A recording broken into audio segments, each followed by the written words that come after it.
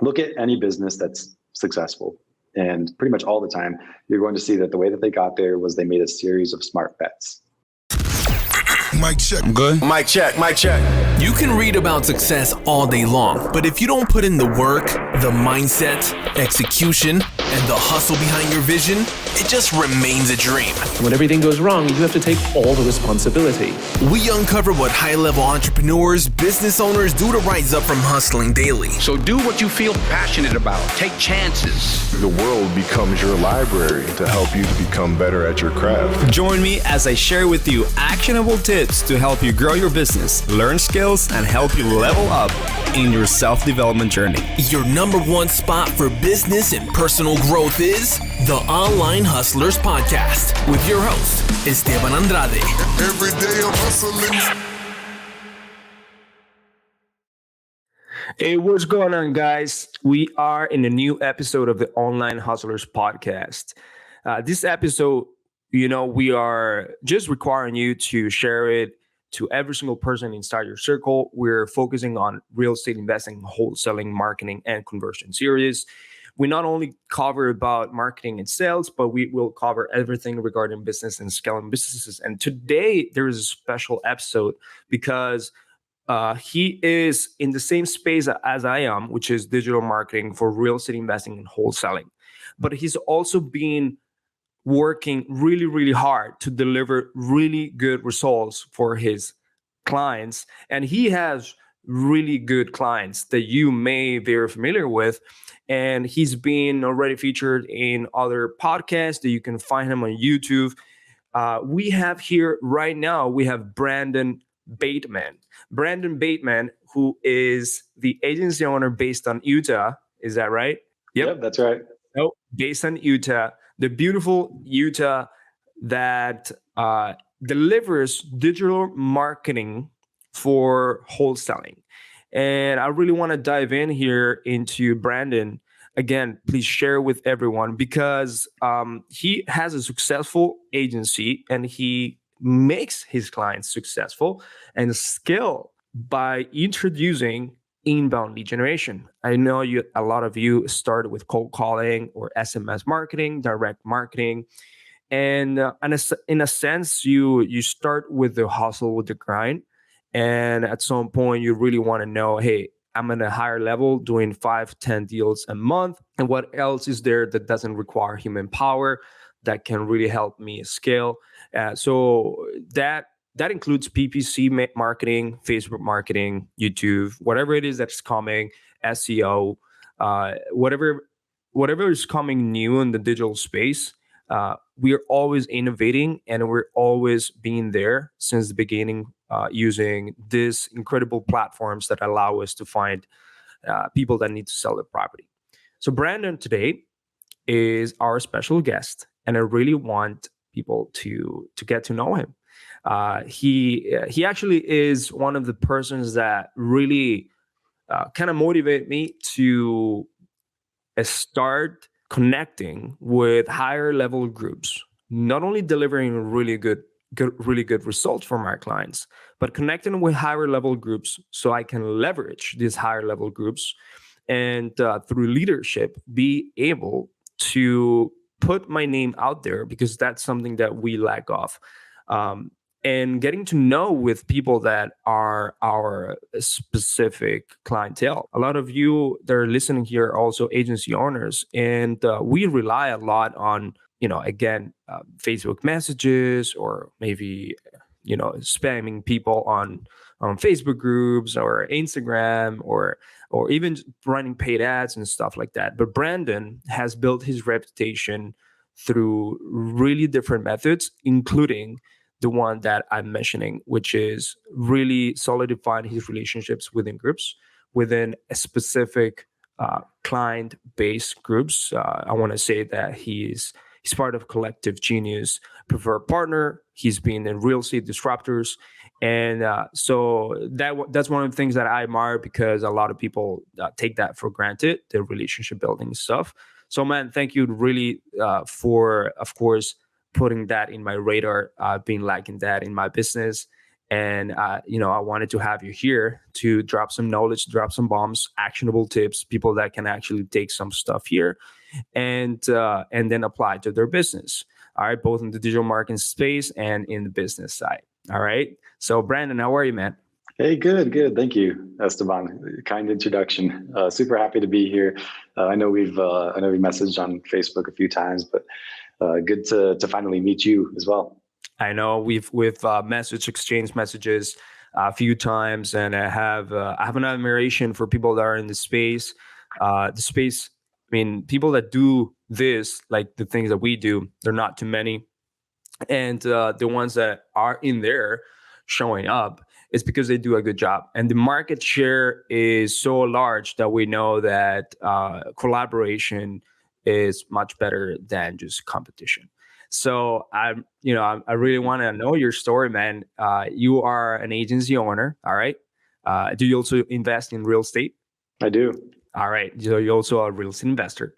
But I really want to get to know how you build your agency to be one of the most successful real estate focused wholesaling agencies out there that brings the digital marketing. I'd love to know a little bit more of your story so that people here also listen to you. Yeah, of course. It depends how far back you want to go. So Adam and Eve started.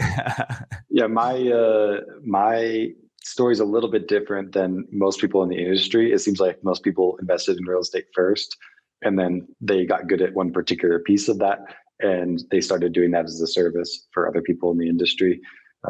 I am a digital marketer at heart, run an agency doing that for some time, sort of stumbled upon the real estate industry and had some interest there. And now I kind of invest in real estate, not quite like my clients do, more on a passive level, but do a little bit of that. And then also a lot of marketing in this particular space. So it starts back when I was in college.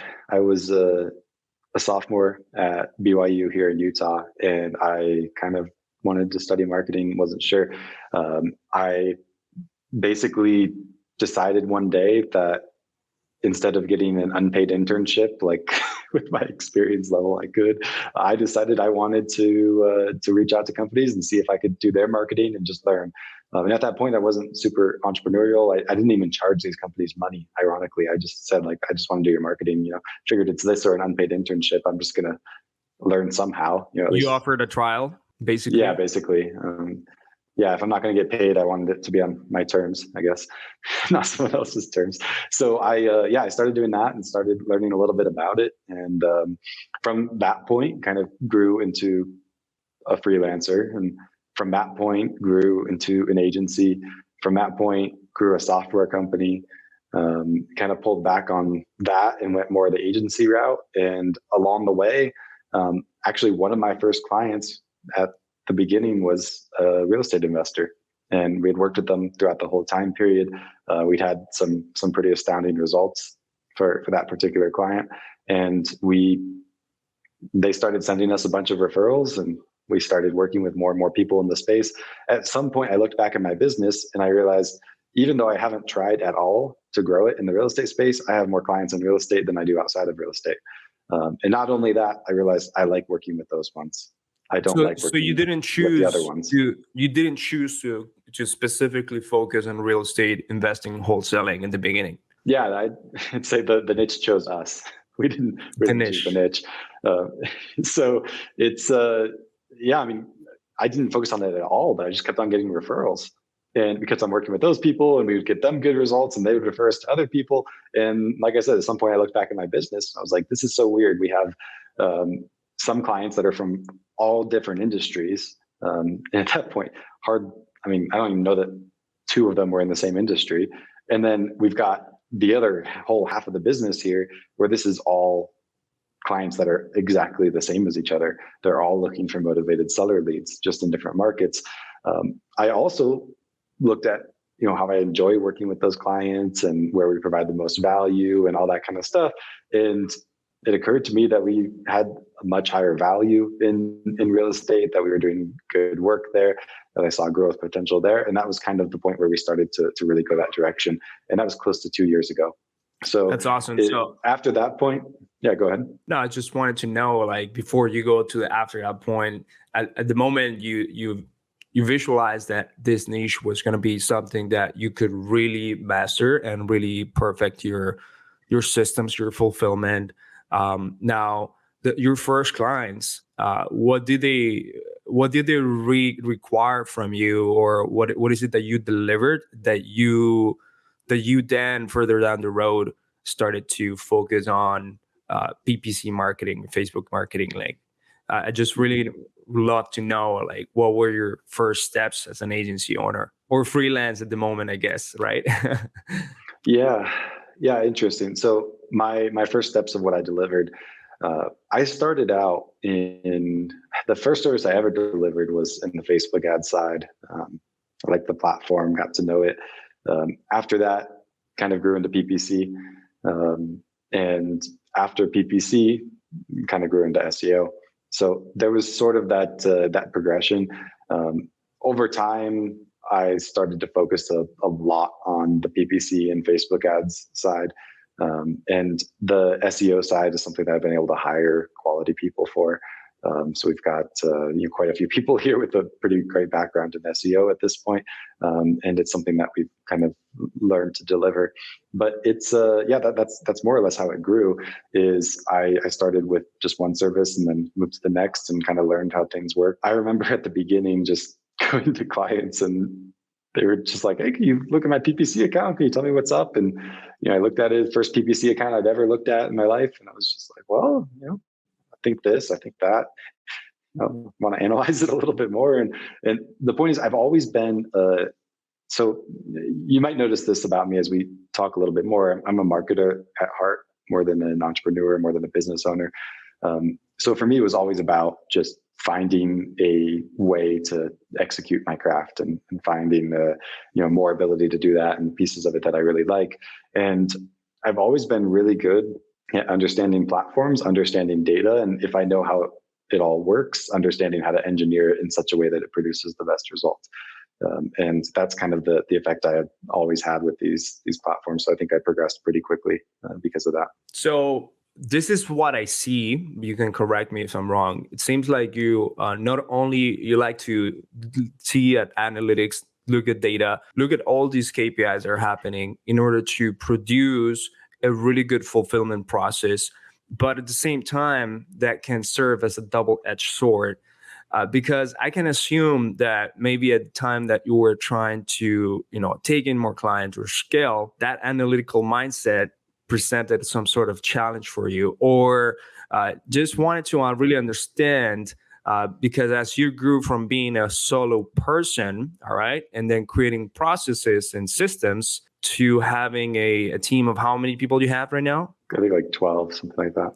All right, 12 people. It requires a mindset shift of really understanding business in a perspective of actually having a team and scaling. Like every single wholesaler, right? Like wholesalers, they love talking to sellers. They love the acquisition process. They love doing this and that, maybe going to appointments, but then they hit a ceiling at some point where they will not be able to handle things anymore. And then all of a sudden things are just leaking or falling through the crack, and they need to start shifting to being a business owner, right? So at what point, man, like during your agency, did you see that you really needed to elevate in that, like having to recruit people, have your first VAs, or was this done there's something that you already knew at the beginning that you did? Oh, it definitely wasn't something I already knew at the beginning. I'll tell you that much. I don't think anybody's ever qualified to do this job. At some point I learned that your business can't outgrow your personal growth. You have to kind of change your perspective around things. And that has evolved. I feel like for me at the beginning, it was all about just kind of getting some of those repetitive tasks off my plate, where I just had to start thinking like a process-oriented person. Because when you're good at something and you understand it, you never think, how could I teach someone else to do this? And if you do, you don't think of it from the standpoint of how can I give them a process. You think of it from the standpoint of how can I teach them to do it like I do it. And that was a strong limiting belief for me. I felt like I was so good at this stuff. There can't be a process that can be as good as I am at this stuff. And then I realized that it could actually do a better job with a process than I could without that. So it took a minute for me to be process oriented. And then I kind of, from there grew into the stage where it's almost like there's one brain and many hands in the company. Like I would always know what needs to be done. They would do all the strategic stuff. And then there would be people who would execute on those things. And that was a place where like we could kind of operate, but as the team grew and grew and grew, it's not sustainable anymore. And then it kind of grew into where we're at now, like more of the many brains, many hands kinds of things, where people are responsible for different things. And we have team members that are brilliant and come up with their own ideas and improve their own departments. I oversee everything on a whole higher level. And it has been a very difficult growth cycle for me to learn at every step along the way where I need to be, especially because at every step along the way, I've always been so busy. What I didn't do right from the beginning was look at it and say, this is the direction we're growing. I need to execute these steps in order to take things off my plate, in order to do the growth. I only ever made changes when I was pushed to a breaking point. And like, I'm now going to delegate this responsibility because there is no humanly possible way that I can continue to take care of this responsibility because I've run out of hours in the day in order to do it. And I always delegated then. And what that meant is I couldn't get ahead of it, didn't have time to build out the process really well, all that kind of stuff. So that's been something where I've had to continually learn that predicting growth is important. I guess I'm a little bit of a pessimist. I always look at my business like, oh, next month we'll probably have a similar number of clients, similar amount of revenue, and then we grow a bunch. And I'm like, oh, I guess I didn't see that coming. And I have continually not seen that coming for like 2 years in a row. So it's, I guess I have to learn. I guess is my point. So scaling has been one of the biggest blessings and one of the biggest things that also have, been hurdles within you. And I think a lot of people that have a really good product, all right, have a really good service, and really just puts goodwill there in the entire marketplace, and of course is able to sell this product, have these issues because they're not prepared for what's coming. All right, we have the same issues here because we have a good product, we have a good service, we have a really good will, and we work with people that are getting results. So one problem that we have that we also see wholesalers have is recruiting. All right, so finding talent fast. All right, but being able to hire them slow enough so that you don't make a mistake that it's not the right player in the wrong seat. Right. Mm-hmm. And being able to fire the people that are not working or just putting some sort of bottleneck in your team fast enough, right? Identifying those are the things that we see as business owners when we want to scale, maybe from $20,000 a month all the way to $100,000, all right, a month to pass that, right? I think those are the biggest things that we see. Am I correct here? Am I correct, or like is that something that you're currently going through? Like you went through like this past months that you deliver really great results? It's so interesting because I think our challenges have been a little bit different than most.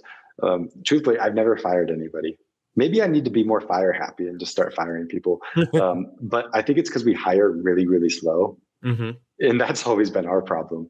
Like I've been looking for like an account strategist kind of position, someone client facing for literally 6 months. I finally just hired the person yesterday, but for 6 months working with 3 separate headhunting agencies, working with an in-house recruiter, doing all kinds of stuff.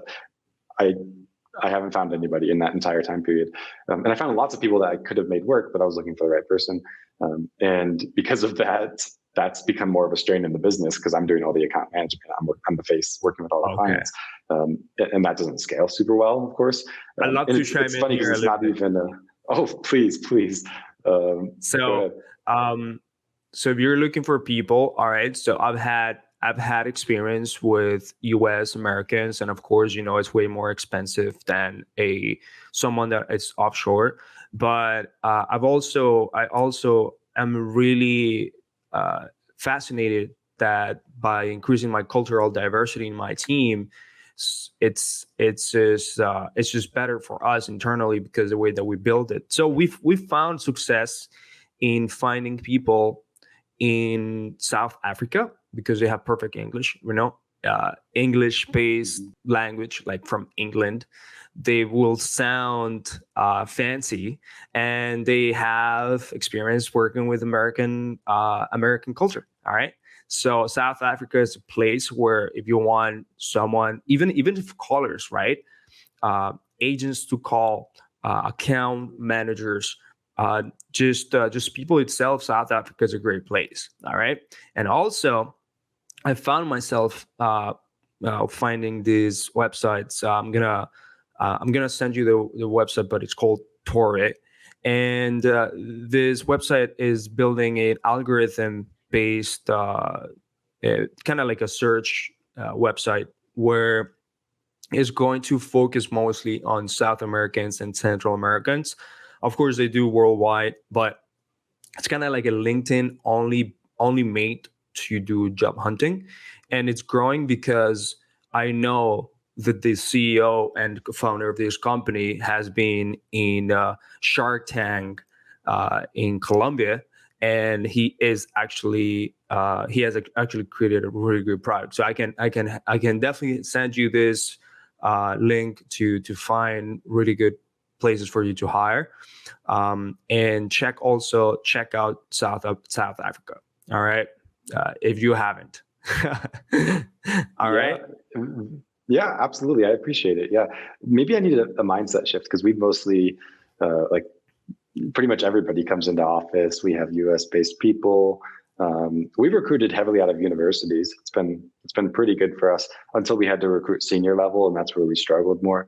And we have found people, but it's harder to find them.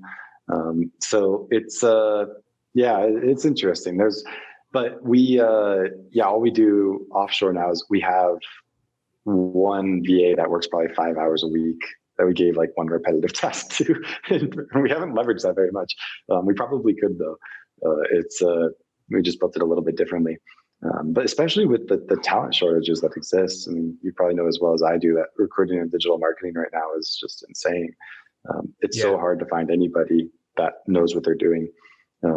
Entry level is easy because everybody wants to work in it, but to find those people that are experienced and come in with a lot of training and ability is really hard. So as we've been kind of trying to build out more leadership in the company, we've gone that direction because I prefer to grow leadership, but the problem is we just haven't been around long enough to have people that have been with us long enough to move into those roles.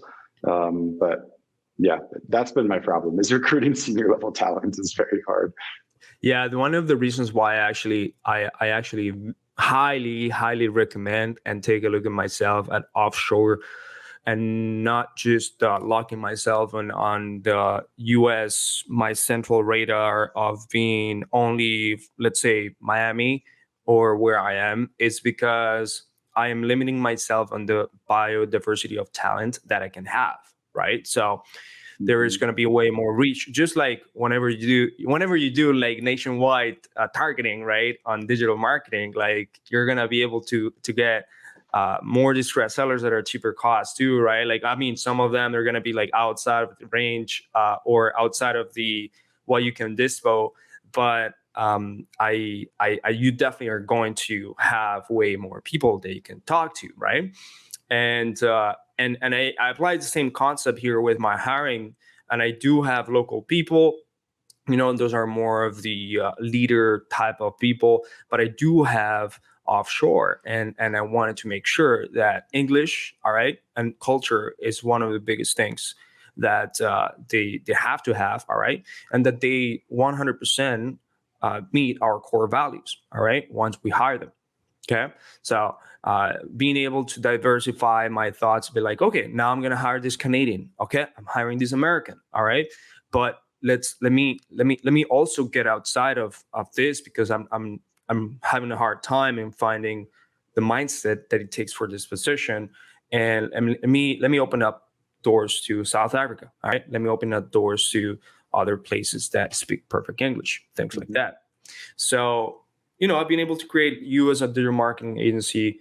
You know that you can create systems for remote virtual, like virtual wholesaling. So we can definitely create also systems for remote jobs, and it's great.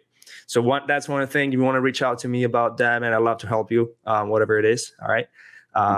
If that's something you're struggling. Thank you. Appreciate it. Let's go back to Brendon Bateman. Bateman being one solopreneur and having his first clients, and discovering the real estate wholesaling and investing opportunity with Facebook ads, and then adding PPC.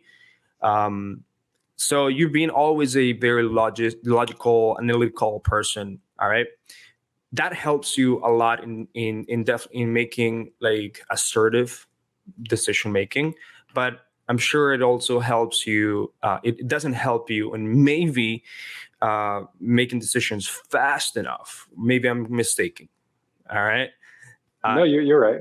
At what point did you start like passing that barrier of like, wow, this is like becoming an actual business that's thriving? Like, at what point was this, and how long ago was this? That's a really good question.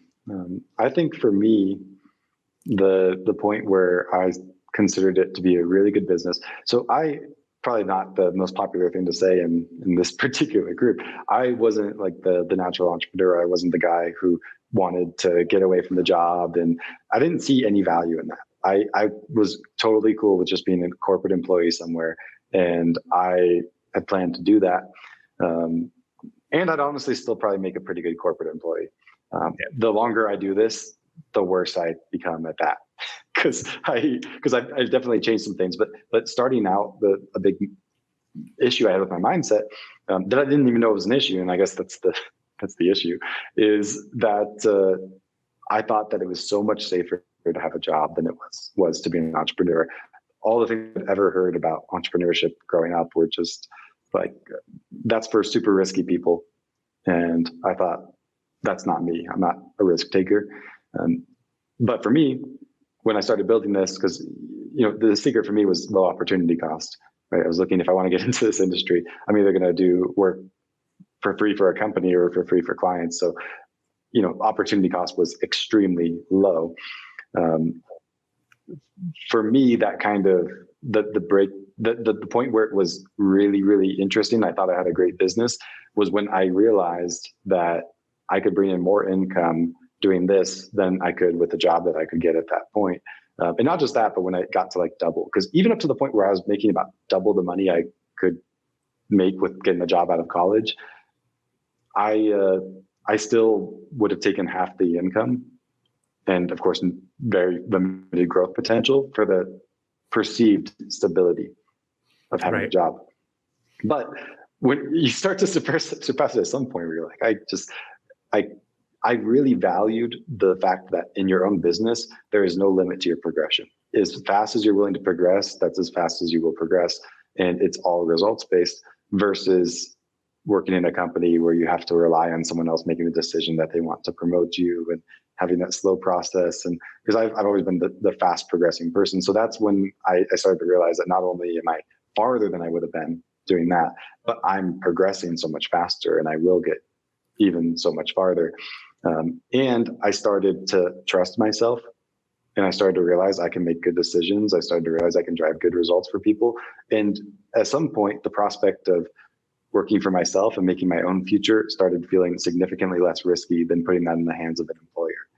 And it's, I guess, that trust in me as being a capable person, and having seen that could succeed before, is probably the point where I can't go back from, if that makes sense, where I'm stuck doing this forever in some way or another. That's good. All right, so let's fast forward for today. How many clients you currently are delivering good results with? For like, how many clients you currently have in your belt, and who are the probably some of the clients you currently are working with, so that people understand like what's the level of fulfillment that you can actually give to people out there in the marketplace. Like, where are you right now in your agency? Yeah, good question. I'm just looking at some numbers the other month. I think right now we're operating in more than 80 different markets across the United States. Last month we spent over $500,000 on ads in this particular real estate investment space, and doing a lot of leads from that. I don't remember how many exactly. I think it ends up being close to 3,000 a month or something like that in terms of number of leads that we're generating right now.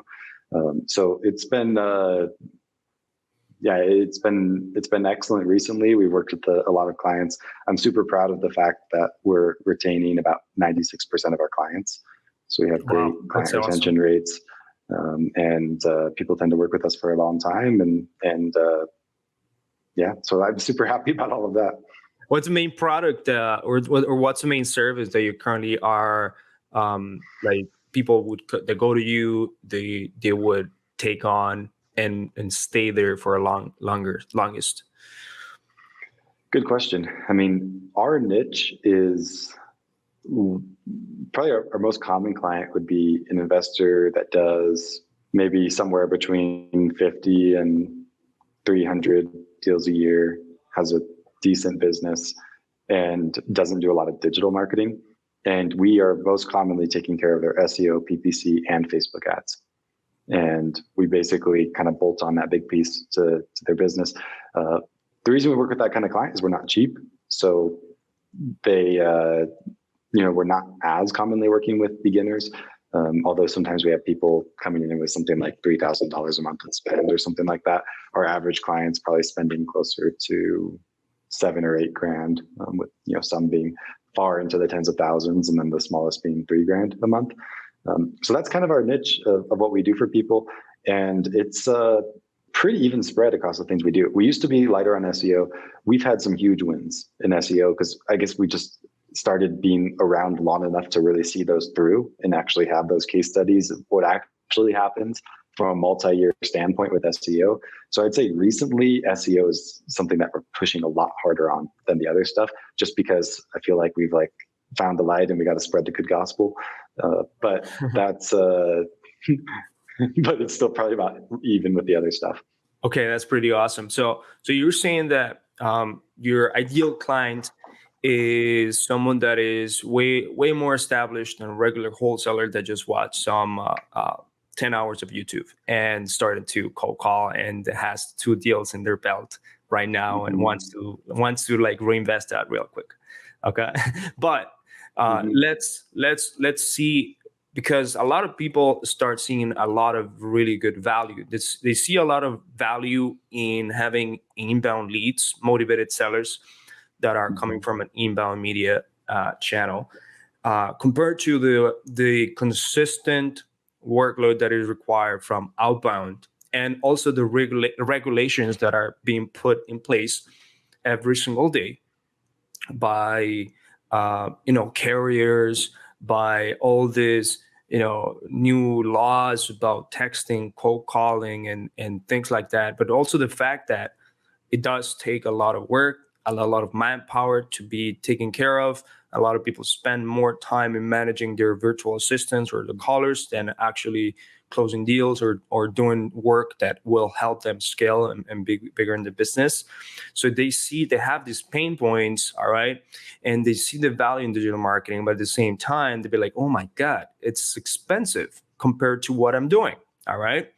What are a few things that you would say to these people that are finding some success here, but really want to do digital marketing at some point, all right? They don't know when, they don't know how to start, they don't know who to talk to or whatever that is, or if it's the right moment. What are the few things that you would say to real estate wholesalers, investors that are just starting to see some progress in their business and want to add this type of channel? Yeah, good question. I think if I'm imagining people that are in that scenario, and because we do tons of audits, we talk with tons of people about what's going on with their ads. Like I've probably talked to at least 1,000 people about what their situation was, and I could tell you the number one thing that we see people doing wrong is lacking consistency at the beginning when they start these kinds of marketing strategies. I think you kind of hit the nail on the head when you said like all those disadvantages for outbound marketing exist. It's absolutely true. I see so many people burnt out by that kind of business. At the same time, it's easy to just not think about the expense of digital marketing and the ramp up that's required and all that kind of stuff. And when you move into this kind of inbound lead generation, you look on average, you can achieve a really good result. But if you look at what that looks like in a 1 month or a 2 month or a 3 month period, it doesn't look nearly as good as it looks in the long term. So I think what most people in that scenario kind of need, I guess I kind of think of it like this. Look at any business that's successful, and not most commonly, pretty much all the time, you're going to see that the way that they got there was they made a series of smart bets, and those bets paid off. And not every single one of those bets pays off, but those bets paid off because they made intelligent bets. And it's not like they were going to the casino where, you might leave with more money, but you probably won't. They were going to the stock market, for example, where, sometimes it's doing better than others, but if you buy and hold, you'll do all right. So I would kind of view it like that. And instead of thinking, do I have enough money to do this next month? Think, do I have enough money to do this for 6 months? Or potentially even longer. We tell our clients they've got to have that money in the bank account before they start with this kind of marketing. Because if you're looking at it, if you just don't do it, that's fine. You can totally just not do it. If you do it and you see it through to the point where you get results and where you can be successful with it, excellent. The only thing that you don't want to do is waste your money doing a marketing campaign online for a short term and get scared. So I would highly recommend that they basically consider that to be their smart bet. And it doesn't mean that there's 100% chance of success with anything. But if you look at the risk versus the reward, it's very positive, because with inbound marketing, you can completely change the whole way that your business works. You can definitely, even if you don't change the whole way your business works, you can stack incremental profits on top of what you were doing otherwise, but only if you're consistent with it, unless you're lucky. You have to be consistent or lucky, one of the two. Yeah. And I think a lot of people don't see that usually a marketing channel will require 3 to 6 months, because if you think about it, the compound effect of generating a lead, having that lead talk to you, maybe you're not going to close it right away, because when you take a look at data on statistics on sales, 98% of deals don't close in the first day or second conversation. Only about 2%. If I'm being conservative, I think 2% is something that we see in any type of business. All right. So we're just talking statistics, and it actually applies the same thing with motivated sellers. Only very few motivated sellers that are out there are going to accept your contract right there and are going to take little to no negotiation. Okay. And then the rest will require a nurture and a follow-up. They will require to be there with them.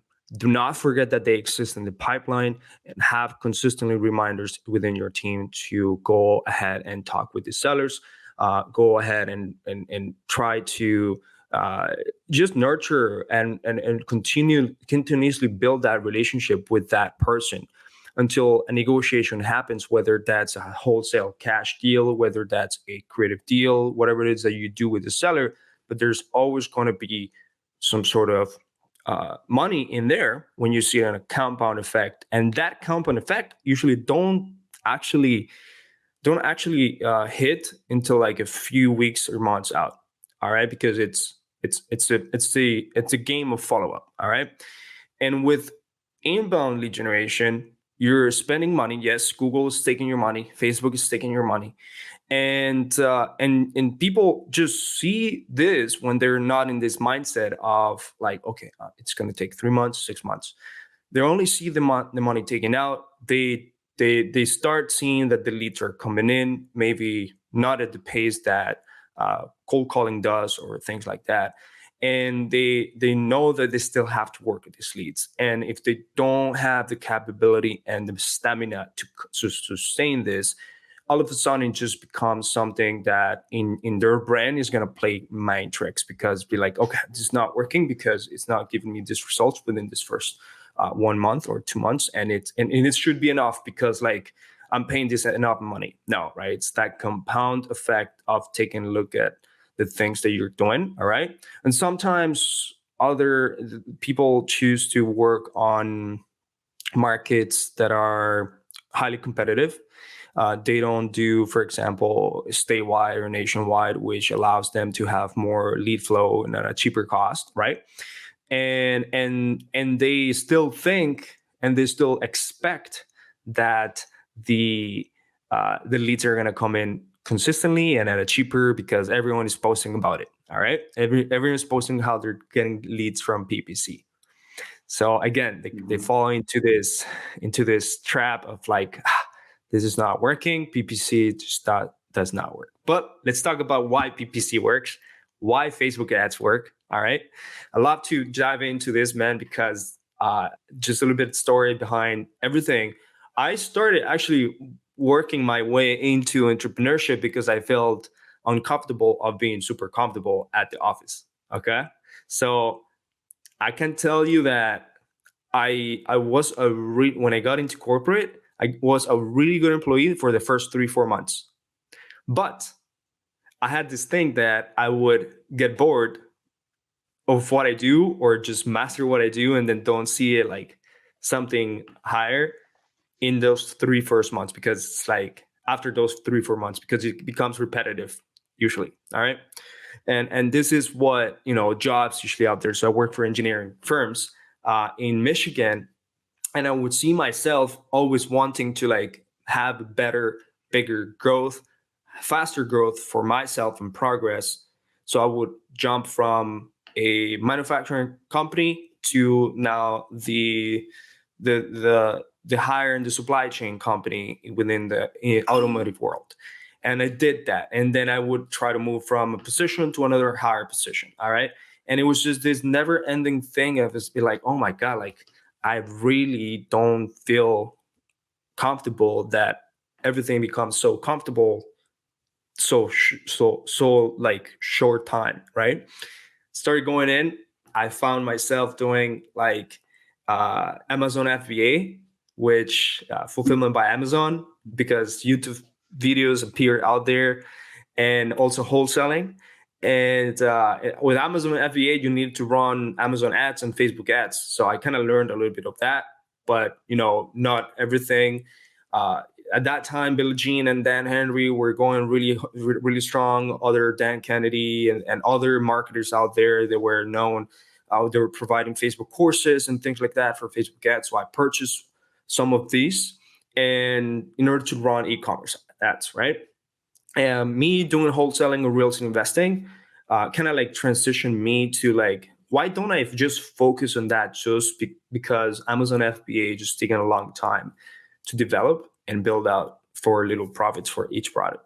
So that's how we went in. Facebook ads, that was my first everything that I kind of like got in. And then I leveled up to be doing PPC. And we are just implementing a more serious SEO, just like you, right? But I'd love to understand from your end, what do you see from each one of these channels that is huge, and why people should consider it, and why maybe they should not, depending on what their business model is or their market or whatever, however it is they're doing. So let's start with Facebook, and let's go with PPC, and then after that we go SEO. All right. So Facebook, Facebook lead gen. Oh yeah, Facebook. I love Facebook. I don't know if you've seen this, but it has kind of a bad reputation in this industry. Yeah. Okay, it's not just me, because there's places I go. You talk about these networking groups and stuff where it's like, just like, for example, I see someone post in the Facebook group and they're like, I was considering Facebook ads. What do you guys think? And there's like 20 people saying like, don't waste your money. This is horrible. All this kind of stuff. Because a lot of people have had a bad experience with it. Here's what I think about Facebook. Overall, it's our highest return on investment between the paid channels. If you look at PPC versus Facebook ads, with a small budget, Facebook outperforms PPC. With a larger budget, PPC often outperforms Facebook. So if we work with a more beginner level investor, Facebook is typically the go-to channel, both because of the stronger lead flow and because of the stronger ROI that you can get with it.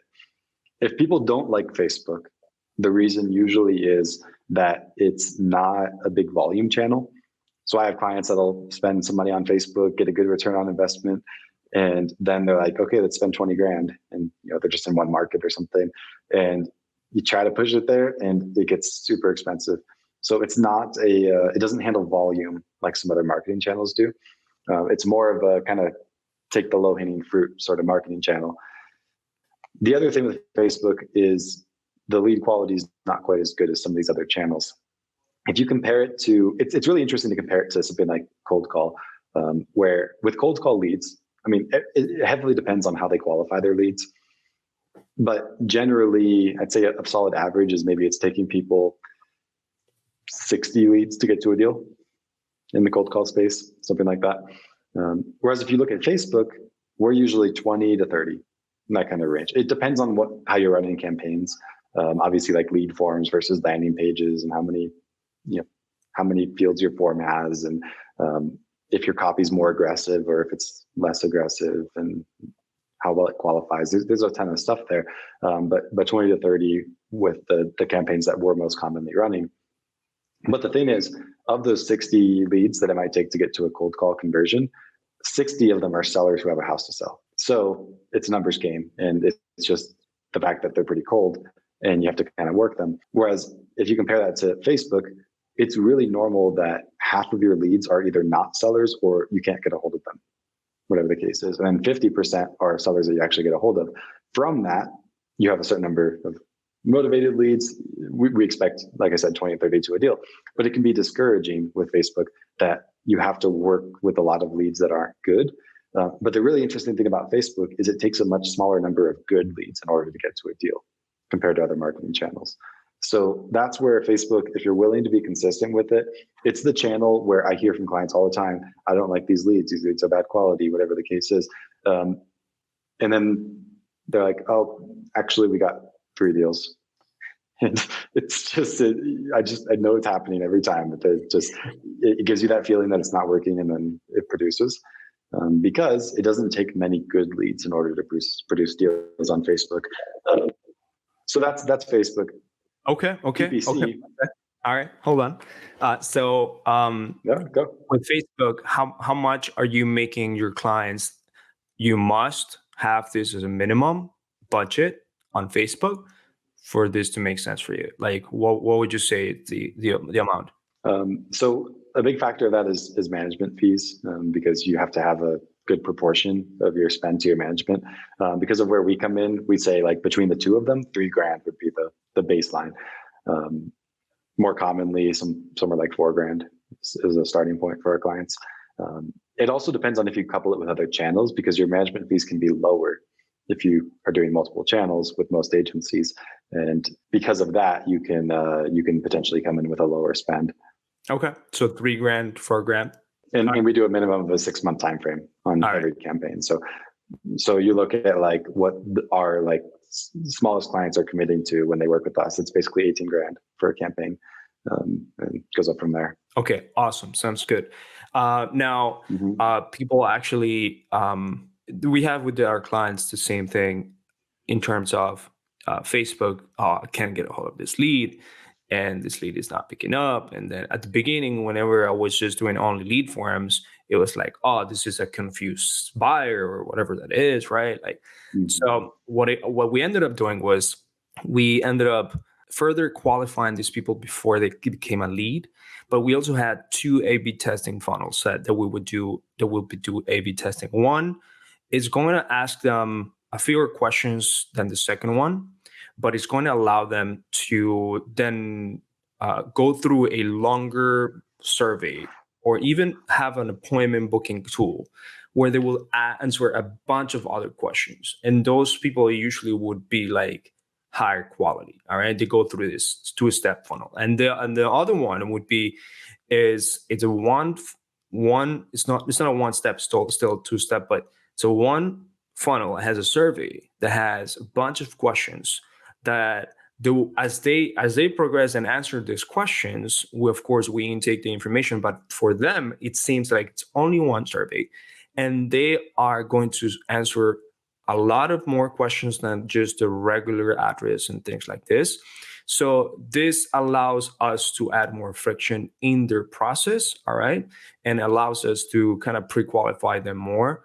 And at the same time, the phone number, if the phone number is something that is erroneous or something that doesn't work, for instance, we will ask them for some sort of verification. Now, we've tested with and without verification. We've gotten, kind of similar results. But one of the biggest thing is that we do confirm the address to be matched within Google Maps. All right. And this allows us to have an accurate address, so that when the client comes in, our directions to the seller, to the wholesaler, is be like, all right, so if for some reason the number is wrong, not picking up the phone, first of all, make sure that it's not because it's disconnected. Usually we will know from Twilio whether this is a bad number, landline, whatever this is. It's not disconnected. If it is disconnected, then we have to skip trace this lead. All right. Like let's skip trace this lead, have your team or VA skip trace it, call these numbers, because there's opportunity there. Somehow they give us, we don't know the reason, wrong number. All right. Or something happened. We also ask for the email. So there's another one, but they usually would answer more of numbers, text too. And this is the follow-up, right? Like post getting the lead.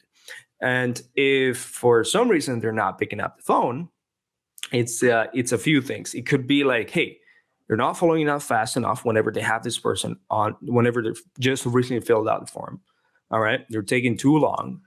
And you're also not consistently having conviction on this lead to pick up the phone, because you have not set up proper systems and mindset towards you and your team to make sure that this person picks up the phone. So we have figured out that we have helped our clients create sequences that are automated, so that it helps with email and text, all right, mostly text, all right, but also sequences that really helps their team, like, be on top of this lead. Like you should be able to follow up with this lead, like within the first 5-7 days that the lead came in, like pick up damn phone every day and like try to get them at different times.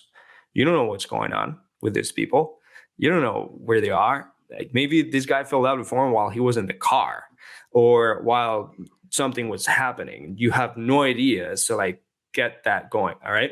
But so just wanted to like tell you what things some of the things that we were able to do to increase that pickup rate and decrease the amount of bad data that kind of like comes in.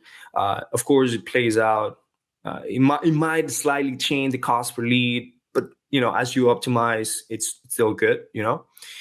So those are one of the things that we do. All right. So now PPC. Let's go to PPC. I love for you to talk to PPC. About PPC. Yeah, PPC is, I think, from among our bigger clients, probably the favorite channel in most cases, if we're talking between Facebook and PPC. And the reason being, it has more volume, there's more capability of scale there. The lead quality is good. I think I mentioned once to someone else, PPC, people who like PPC are like vegans and CrossFit junkies. They'll never shut up about it because the lead quality is just really good. It's when you cross that barrier to search marketing, there is no more inbound of a lead than search marketing, because it didn't even start with you going to the seller in any way, shape, or form. It came with the seller actively searching and then finding you. So because of that, PPC leads have a much higher quality, although they also have a much higher cost. And the difference in cost exceeds the difference in quality. That's why the cost per deal is higher with PPC, because a lot of people think, well, I don't care what it costs as long as it's better. I mean, the point is the leads statistically compared to Facebook are about twice as good. The cost is statistically generally about 3 times. So therefore, you end up with a higher cost per deal, which is kind of the path that you're on anytime you do any form of inbound marketing. If you think about it, the stuff that's far outbound is going to be your cheapest cost per deal. Moving to semi-inbound like Facebook is going to be a little bit more expensive. Moving to fully inbound like PPC is going to be the most expensive, because it's also the least number of leads to a deal. and it handles a lot more scale, so you can do a lot more with that. It's a lot more friendly to a given size sales team, but it's the expense. So that's where, with small budgets, we don't recommend PPC. Yeah. As your budget grows, I think PPC is more feasible, just because you can kind of get more, you can get a strong enough lead flow with it. Although the funny thing is, there's nothing about a small budget that doesn't work with PPC. There is no reason you can't use a small budget with PPC.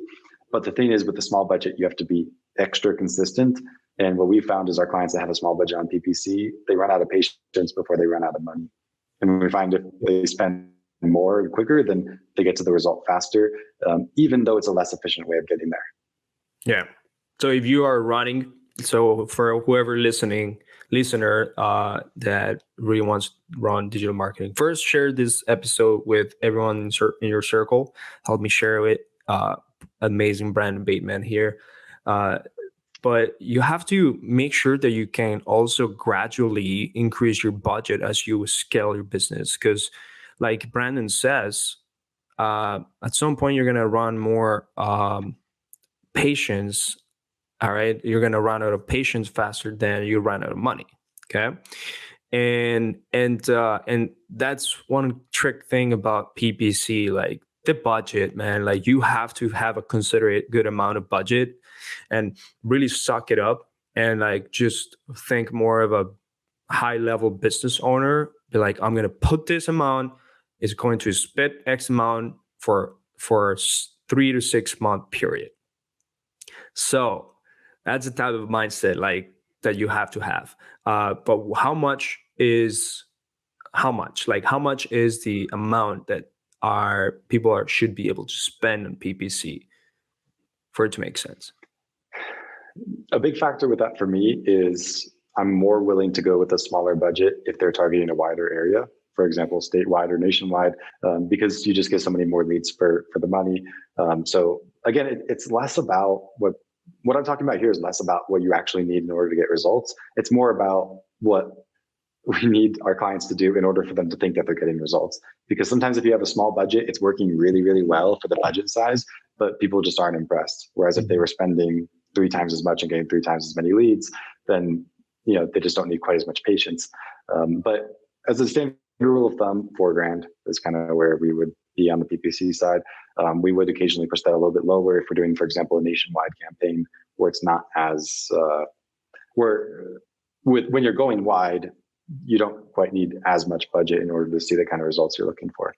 Yeah. So do you think that wholesalers, like only wholesalers, like people that do cash deals, should be doing PPC and expect the most effective ROI out of it? Or do you think they should be thinking bigger than just cash deals?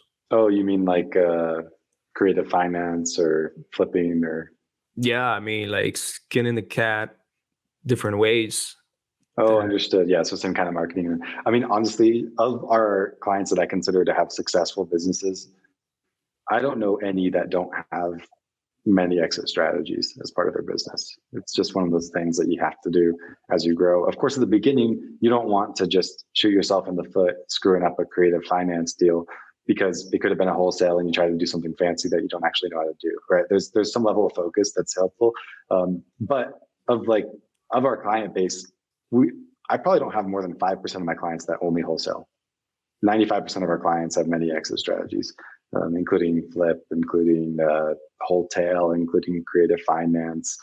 Those are the big ones, of course, but there's highly recommended because you can get more out of your leads. And it makes sense, right? Because I mean, if you think about it, it's kind of like us, the agency. Like if we're going to only, let's say, tailor our advertising or our marketing towards people that have different needs in the marketplace, all right, and we can only deliver one service for that need compared to other people that are doing the exact same thing, because there's a lot of freaking wholesalers out there, all right, and they are able to tailor and solve problems in a higher level in different ways.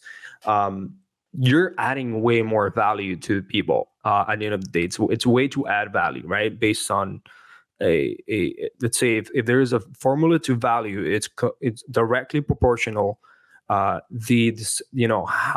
you can achieve the desired goal of the seller, which is getting out of a specific situation, with what you can give as value. So, for example, wholesalers as a service, they do cash, but as another service, they could potentially take over payments.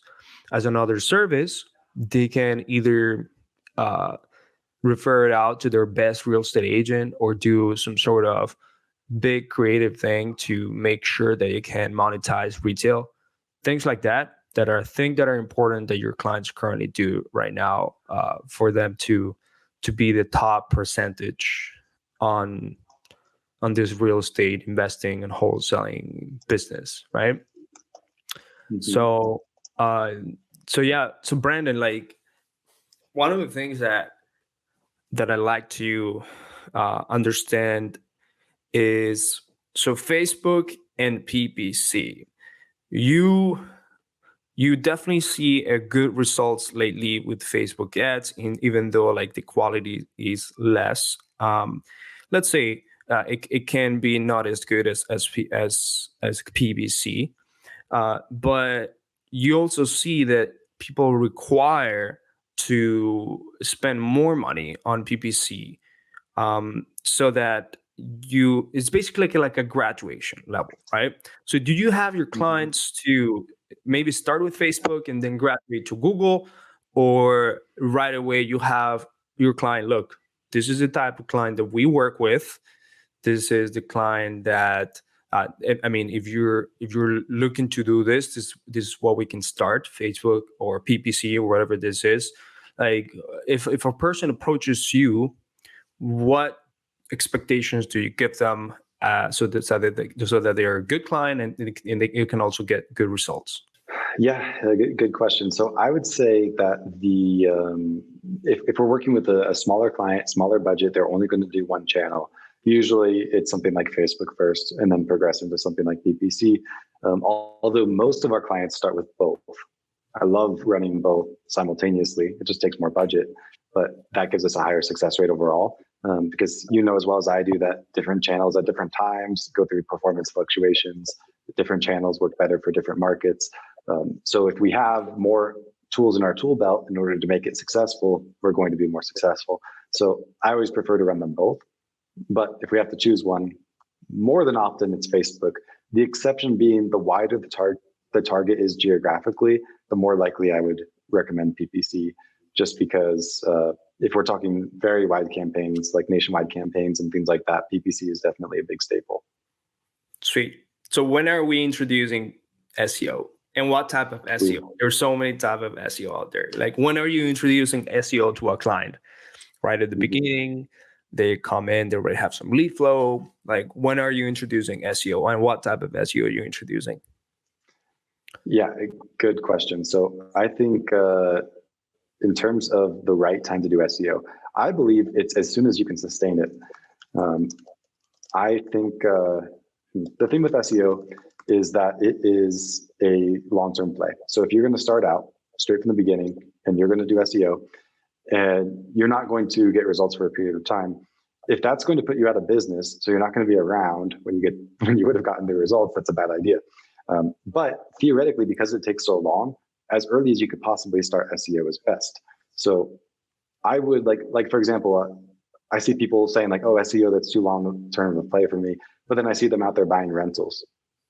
Like, to me, that doesn't make sense, right? Because SEO is a better long-term investment than those rentals, but you don't necessarily expect that you're going to have all your money back from a rental and more within the first 3 months. Mm-hmm. You expect that you're going to invest that money and then you're going to get that return slowly over time. SEO is a much stronger return. It just happens over a longer time period. So I would say invest in SEO as soon as you can. And of course, you can do it on different levels. And when you say kind of SEO, I guess, could you just elaborate on that a little bit? I want to know in your mind, what are the categories here so I can elaborate on that. Yeah. So are you helping them on page, off page, on Google Map Pack, SEO? What type of efforts are you putting in here in your clients that they wholesalers should be really doing? Yeah, good question. I think there's every single SEO strategy that we do includes all of the above. It's just on different levels.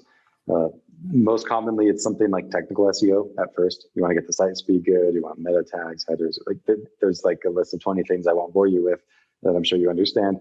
Just making sure that the website's technically set up well.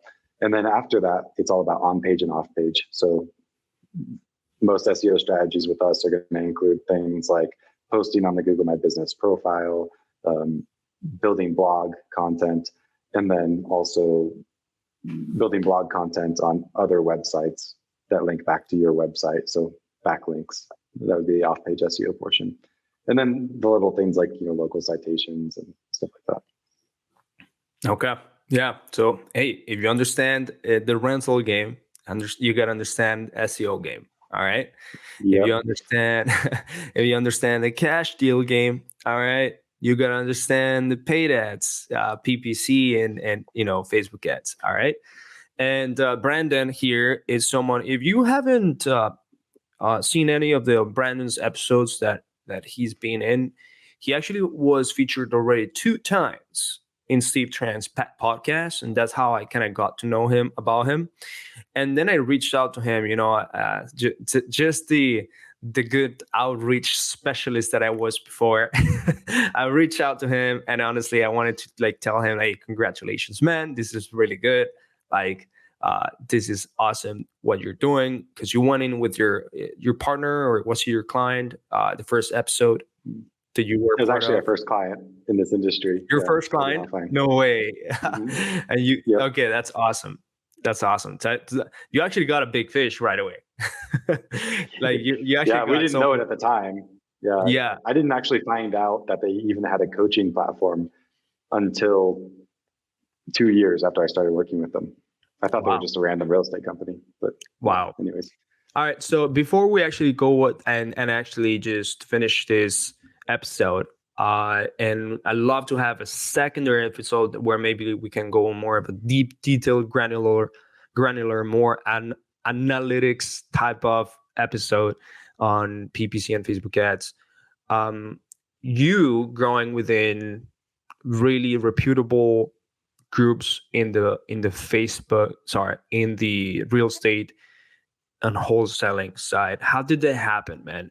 For people that are out there, agencies listening to this, real estate investors, wholesalers, that they know the importance of the masterminds, they know the importance of making themselves out there, seen as an authority, people that add value, really help people out, JVs, dispo, acquisition, whatever that is, and want to really grow organically, just like Brendon has.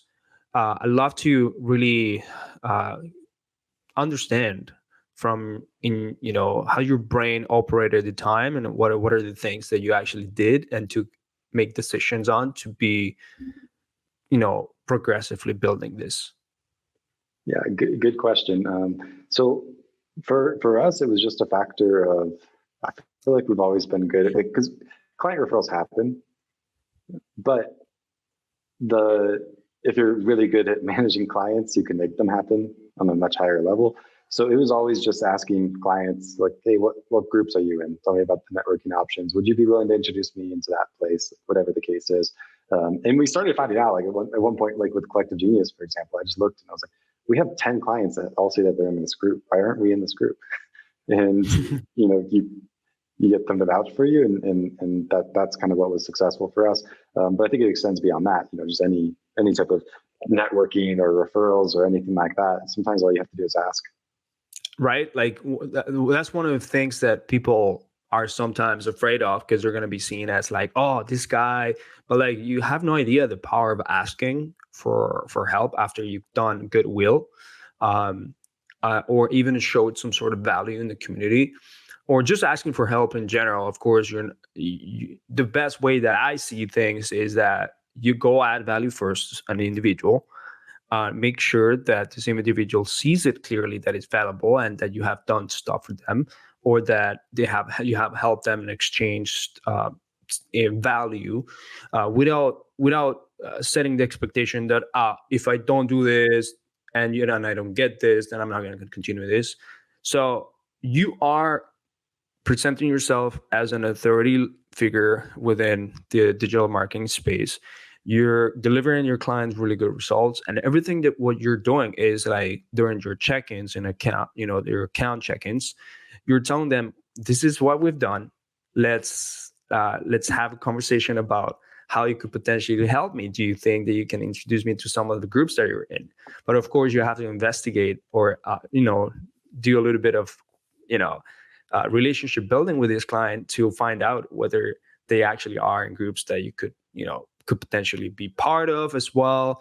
And this works a lot with wholesalers. Like there's a lot of different businesses out there that are working in the wholesaling real estate investing game. So for example, there's people that help with dispo JVs, right? So they only do dispos, they do JVs, they connect to people, they do transaction coordination, all right? There's businesses that are surrounded around these different processes. So there's acquisitions people, all right, that people that are just going to provide acquisitions, lead generation, transaction coordination, dispo, anything out there, funding, all of that, anything out there, there is opportunity to build out relationships this way.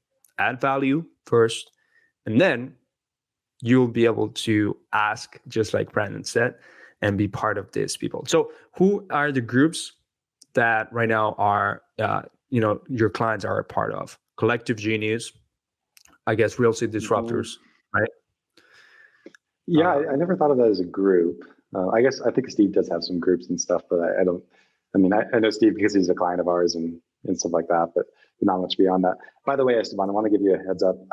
My computer is going to die any moment, so I don't want you to wonder where I went. Not a problem. Just randomly disappear. Not a problem.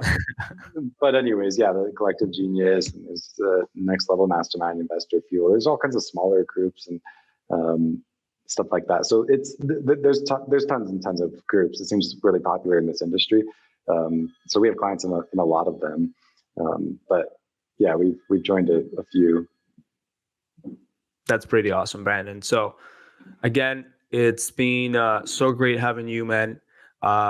You seem to be one of those people that I love to have. Oh, this guy would be such a good integrator for the business, like the way that he thinks of, and he's also being a visionary as well, because you have to be. And those are people that I really want to be very close with. All right. So I really love to just have a second episode. We'll grab some digital coffee at some point, meet up. I love to do that with you, man. We're a small amount of people that do this really well.